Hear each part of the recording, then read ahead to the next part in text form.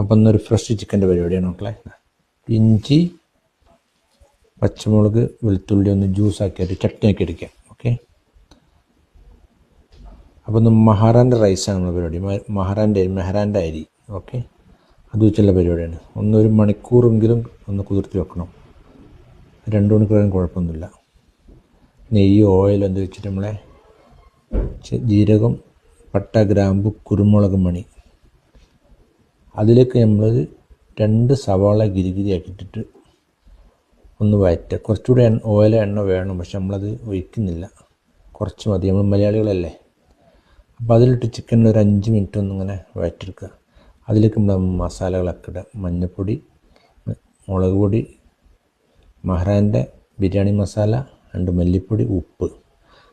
അപ്പോൾ നമ്മൾ ഈ ചട്നി ഇതിലേക്ക് ഒഴിച്ചിട്ടുണ്ട്. അതിലേക്ക് ഒരു കപ്പ് വെള്ളം കൂടി വയ്ക്കുക. ചിക്കൻ കുറച്ച് വേവുള്ളതാണ്, അതായത് കുക്കറിലല്ല വേകണമെന്നുള്ളത്. അപ്പോൾ 2 തക്കാളി കട്ട് ചെയ്ത് അതിലേക്ക് ആഡ് ചെയ്തു. ഒന്ന് വാട്ടി ചിക്കൻ, ഉള്ളി ഒന്ന് പൊരിച്ചെടുക്കുക. ആ പാത്രത്തിൽ തന്നെ കുറച്ച് നെയ്യ് ഇട്ടിട്ട് നമ്മൾ കുറച്ച് ജീരകവും പട്ടയും ഗ്രാമ്പും ഏലക്കയും കുറച്ച് മതി. 1 കപ്പ് അരിക്ക് 1.5 കപ്പ് വെള്ളം, ഉപ്പ് ആവശ്യം ഇട്ടിട്ട് നോക്കിയിട്ട് പിന്നിടാം. 1 കപ്പ് അരിക്ക് 1.5 കപ്പ് വെള്ളം മതി കേട്ടോ. നമ്മൾ 1.5 മണിക്കൂറോളം വെള്ളം കുതിർത്തിരുന്നു. ഈ ഒരു പരുവാകുമ്പോൾ നമ്മളിതൊരു കനം വെക്കുക, ഒരു അടപ്പിച്ച് മൂടുക. അപ്പോൾ നമ്മൾ കുക്കറിന് അടപ്പിച്ചിട്ട് ഒന്ന് അടച്ച് വെക്കുക. അപ്പോൾ നമ്മൾ ആ കുക്കറിൽ നമ്മളെ ചിക്കനെ റെഡി ആക്കിയിട്ട് നമുക്കതിലേക്കുള്ള തൈര് ആഡ് ചെയ്യുക.